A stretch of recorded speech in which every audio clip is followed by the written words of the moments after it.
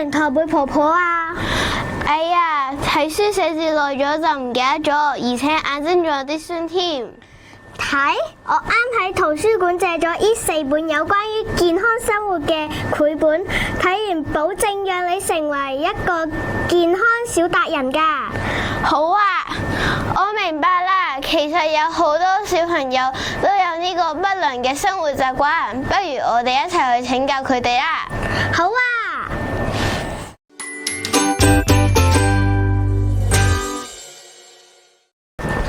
咦？呢位同學喺度寫字，但佢個姿勢好似有少少問題呢。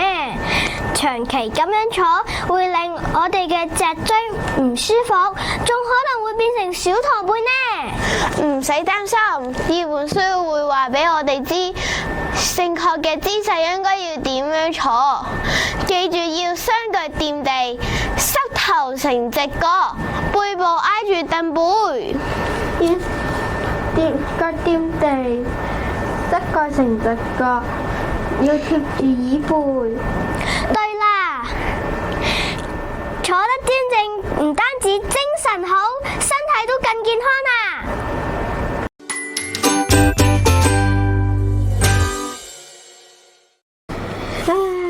我淨係想食漢堡，唔想食嗰啲蔬菜水果啊！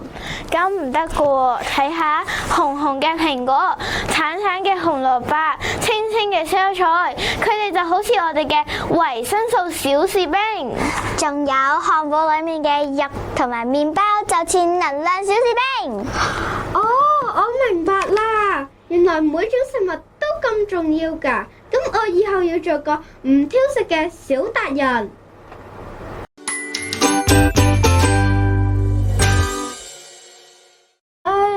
睇咗 iPad 好耐，眼睛好酸啊！快啲睇下呢本書啦！呢本書教咗我哋好多護眼妙招，記住2個神奇嘅數字密碼，就係20同5啦。就係睇熒幕睇書20分鐘後，要眼睛休息5分鐘，仲可以每日做護眼操添，要大力咁眨眼或者上下左右搖動眼球。啊，我記得啦，20同5，仲要做護眼操，我要好好保護我嘅靈魂之窗。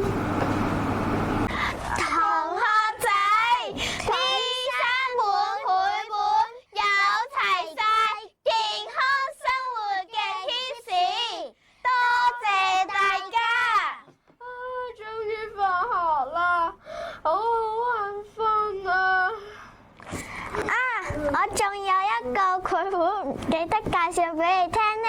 我作息健康，天天精神好。快啲去圖書館借啦！呢4本好睇嘅繪本，佢哋等住你啊！